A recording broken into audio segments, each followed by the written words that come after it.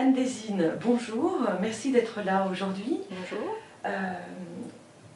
On ne vous présente plus, mais enfin je vais quand même préciser que vous êtes professeur à l'université Paris-Ouest Nanterre-La Défense. Vous êtes une grande spécialiste des questions juridiques et politiques américaines. Merci. Et vous allez nous parler des questions de financement des campagnes politiques aux États-Unis, un sujet brûlant dans la campagne qui se déroule en ce moment. Oui, c'est vrai. On parle des super PAC partout, et je pense qu'il est, pour comprendre le rôle exact des super PAC et différencier les mythes et réalités, parce qu'on dit aussi beaucoup de sottises, il est important de se replonger dans l'historique et la culture du financement des élections. Aux États-Unis, à la différence de la France, les élections sont financées sur argent privé. Il y a un tout petit peu de financement public dans certains États, un peu de financement public depuis 1974 pour les élections présidentielles, mais cela fonctionne très mal. Donc le gros de l'argent, ce sont les contributions des individus, et parfois de riches individus. Et le résultat actuel, c'est un résultat inextricable, parce que c'est quelques lois votées par le Congrès et des décisions de la Cour suprême qui démantèlent un petit morceau ici, un petit morceau là, ce qui fait que l'on aboutit au fameux super PAC. Pourquoi y a-t-il si peu de financement public finalement? C'est culturel. De même qu'il y a peu d'États, il y a peu de financement public. Le financement public n'est pas dans l'ADN parce que c'est considéré comme encore un petit cadeau que l'on donne aux politiques. Et donc il n'est pas question de leur donner en plus du financement public.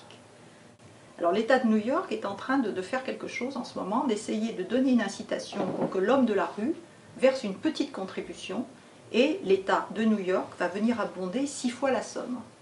Et c'est d'ailleurs le système qui existe dans les matching grants, c'est-à-dire pour financer les élections primaires aux élections présidentielles au niveau national. Pour rentrer immédiatement dans le vif du sujet et sur la situation qui concerne les élections présentes de 2012, la campagne de 2012, qu'est-ce qu'il y a de réellement pire cette fois-ci par rapport à toutes les campagnes précédentes?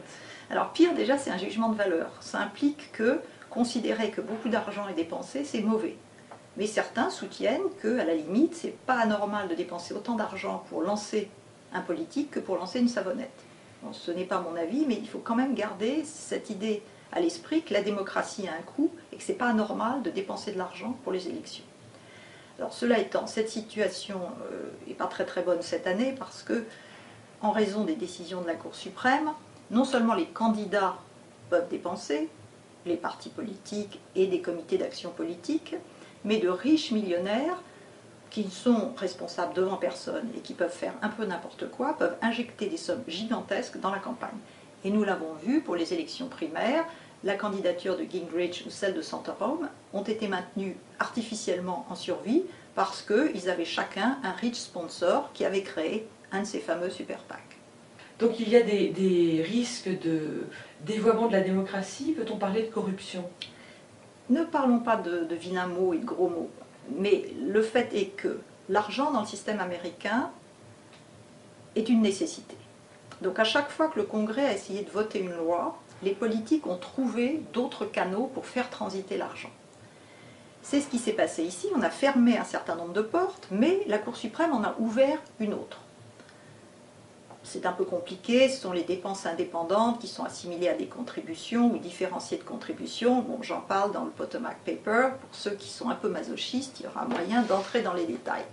Mais le résultat, c'est que les sommes d'argent sont en train d'aller vers des groupes indépendants qui ne sont responsables devant personne, et il est beaucoup plus difficile pour les candidats et les partis politiques de collecter l'argent parce qu'eux sont soumis aux limites que fixent des morceaux de loi qui n'ont pas été rendus inconstitutionnels par la Cour suprême.